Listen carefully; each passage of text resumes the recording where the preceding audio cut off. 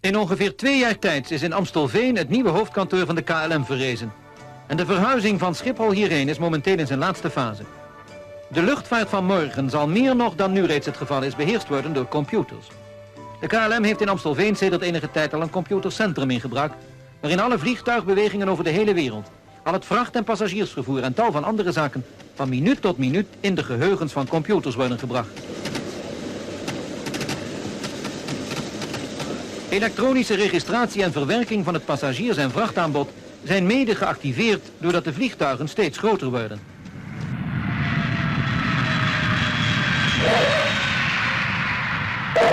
Vooral de komst van de Jumbo-jets, die tot 353 luchtreizigers in 1 keer de oceaan overtillen, heeft de noodzaak van computerverwerking van alle gegevens nog eens extra benadrukt.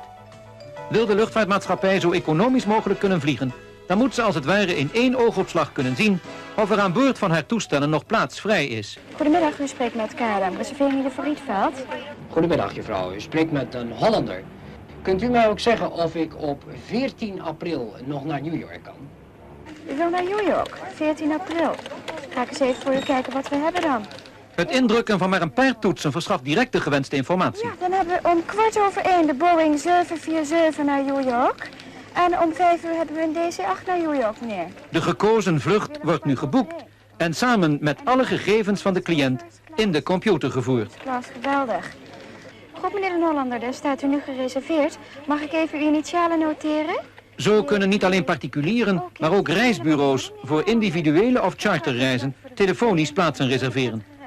In elk KLM-kantoor ter wereld dat op het computernet is aangesloten, kunnen de gegevens direct worden opgevraagd, zodat daar bijvoorbeeld ook de tickets kunnen worden uitgeschreven.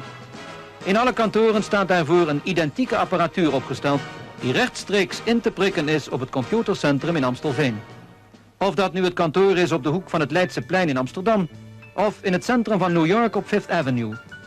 Daar kan men bijvoorbeeld alweer met enkele vingerbewegingen de passagierslijst opvragen van de KLM-vlucht 641 van 14 april. En binnen enkele seconden verschijnt deze dan compleet op het scherm. Met de heer Den Hollander, die nu uit de anonimiteit van de computer als KLM-passagier tevoorschijn komt. De computer die reizen naar de maan heeft mogelijk gemaakt, zal ook in de luchtvaart een steeds belangrijker plaats innemen. Met vooruitziende blik heeft onze nationale luchtvaartmaatschappij zich van zijn diensten weten te verzekeren.